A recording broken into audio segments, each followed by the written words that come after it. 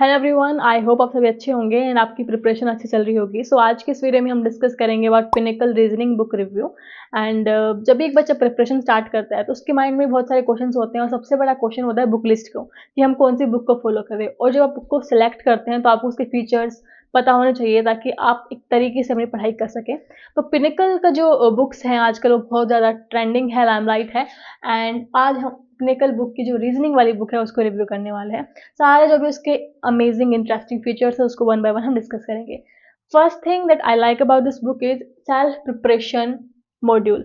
तो इसमें क्या है, जनरली बच्चा जब प्रिपरेशन स्टार्ट करता है तो उसे कंफ्यूजन होती है, समझ नहीं आता कौन सा चैप्टर इंपॉर्टेंट है, कितने दिन उसको इस चैप्टर को देने चाहिए। और वो पढ़ते जाता है और टाइम अपना वेस्ट करता रहता है।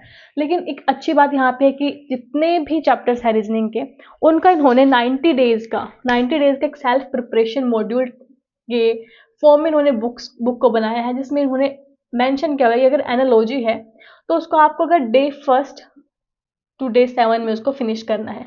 मतलब 7 दिन के अंदर आपको जो ये चैप्टर है ये फिनिश करना है। तो एनालॉजी का जो ये मतलब सारे चैप्टर्स जैसे कैलेंडर हो गया, क्लॉक हो गया, इस तरीके से उन्होंने टाइमली डे वाइज इसका डिवीजन कर रखा है। Another important thing is that questions के नंबर बहुत ज़्यादा है। जनरली एक स्टूडेंट डिमांड करता है कि क्वेश्चन अच्छे खासे नंबर के होने चाहिए ताकि हम प्रैक्टिस कर पाए, क्योंकि practice makes a man perfect. ठीक है, और प्रैक्टिस जितनी आप करेंगे उतना ही आपकी कमांड इंक्रीज होगी सब्जेक्ट पे या फिर किसी भी चैप्टर पे।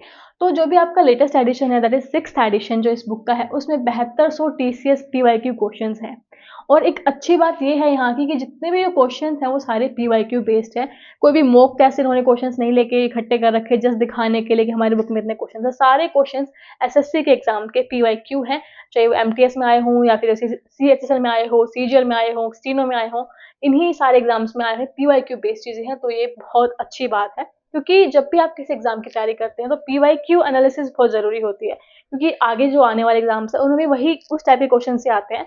तो इतने सारे क्वेश्चन आपको प्रैक्टिस करने के लिए मिल जाएंगे। And interesting thing is that सारे के सारे प्रीवियस ईयर क्वेश्चंस हैं।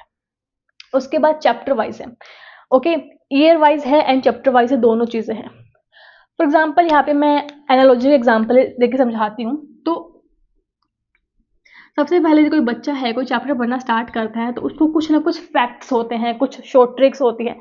अगर उसको वही सारी चीज़ें बुक में मिल जाए, उसे इधर उधर ना घूमना पड़े, तो बहुत ही एक पॉजिटिव चीज़ है। और ये चीज़ यहाँ पे इस बुक में है। जैसे आपने चैप्टर स्टार्ट करेंगे तो आपको इस चैप्टर में जो भी शॉर्ट ट्रिक्स, जो भी इंपॉर्टेंट फॉर्मूलाज, जो भी चीज़ें आपको नीड होगी वो यहाँ पे आपको मिल जाएगी स्टार्टिंग में ही।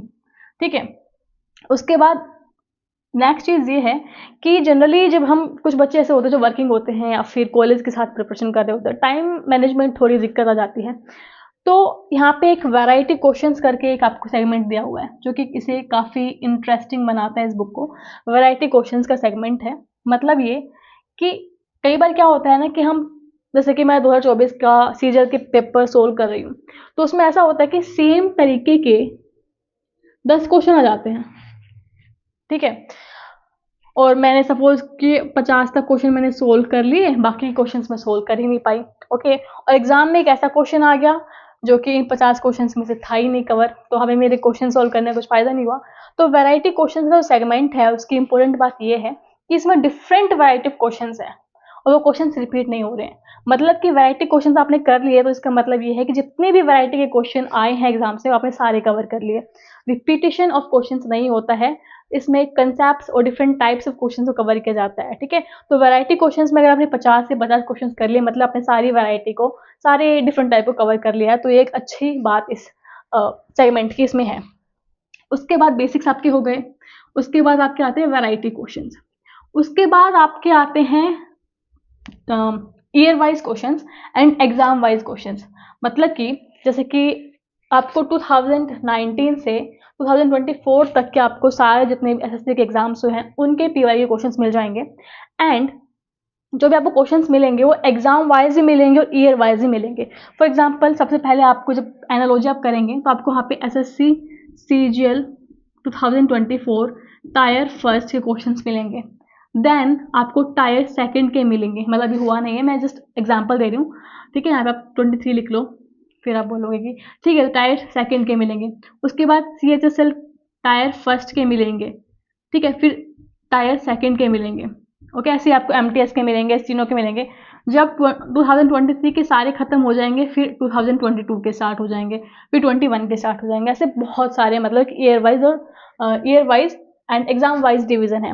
अब क्या होता है, कई बार बच्चे ऐसे होते हैं भाई जो बोलते हैं टाइम की थोड़ी शॉर्टेज है, तो हम सिर्फ सीजीएल एग्जाम को टारगेट कर रहे हैं। तो अगर आप सिर्फ सीजीएल एग्जाम को टारगेट कर रहे हो तो आप सिर्फ सीजीएल के tyre first and tyre second कर लो सारे ईयर के।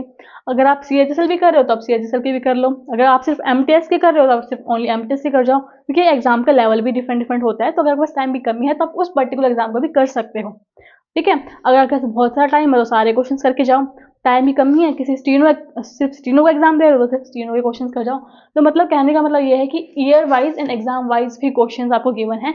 मतलब इतना अच्छे तरीके से चीज़ों को ऑर्गेनाइज किया गया है, जो लेवल ऑफ ऑर्गेनाइजेशन है वो बहुत अच्छा है इस बुक के अंदर। तो आपको कहीं और जाने की कोई नीड नहीं है, बेसिक्स आपको यहाँ पे कवर हो जाएंगे, आपको वैरायटी क्वेश्चंस मिल जाएंगे जहाँ से आपके सारे डिफरेंट टाइप्स उस पर्टिकुलर सेगमेंट में कवर हो जाएंगे। आपको ईयर वाइज डिवीजन मिल जाएगा, आपको एग्जाम वाइज डिवीजन मिल जाएगा। ऐसा नहीं है कि सिर्फ टायर फर्स्ट ही मतलब आपके क्वेश्चन है, सिर्फ प्रीलिम्स के क्वेश्चन है। Tyre second and tyre first दोनों के ही एक ही बुक में आपको मिल जाएंगे, तो प्री एंड मेन की तैयारी एक साथ हो जाएगी। चैप्टर वाइज चीज़ें गिवन है, plenty of questions are there, self preparation module है, एक्सप्लेनेशन हर चीज़ की है। और एक बात तो बताना चाहूँगी, कई बार क्या होता है बच्चों को जो एक्सप्लेनेशन होती है वो सोचते हैं कि बुक में जो एक्सप्लेनेशन होगी वो तो अच्छी नहीं होगी। ऐसे ही कई बुक्स में ऐसा होता है ना, कुछ भी एक्सप्लेनेशन दे देते हैं जस्ट सॉल्यूशन के नाम पे, लेकिन वो चीज़ भी यहाँ पे नहीं है। अगर एक क्वेश्चन को आप 3 तरीके से सोल्व कर सकते हैं, 4 तरीके से सोल्व कर सकते हैं, तो चारों मेथड्स आपको एक्सप्लेनेशन में दिए जाएंगे। अब वो आप पे डिपेंड करता है कि आप कौन से मेथड को मतलब कि अडॉप्ट करते हो, एक्सेप्ट करते हो। आपको चाहे वो शॉर्ट ट्रिक हो, कोई फॉर्मूला लग रहा हो, कोई लॉन्ग मेथड है, कोई डिफरेंट कंसेप्ट यूज हो रहा है, वो सारे के सारे आपको एक्सप्लेनेशन मिलेंगे। अगर 4 मेथड से वो क्वेश्चन सोल्व हो सकता है तो चारों मेथड से आपको सॉल्यूशन दिया जाएगा। तो एक बहुत अच्छी बात है इस बुक की। तो देखो मेरी साइड से I will 100% recommend this book, क्योंकि इतने सारे अच्छे फीचर्स मैंने आपको बता दिए। एंड जो भी एक स्टूडेंट के माइंड में जो रिक्वायरमेंट हो सकती है किसी पर्टिकुलर बुक से, वो सारे के सारे यहाँ पे फुलफिल हो जाएंगे आपकी। सो मेरी तरफ से तो बिल्कुल मैं recommend करूँगी इस बुक को। I hope you like it. So thank you so much for watching this video and see you in the next video.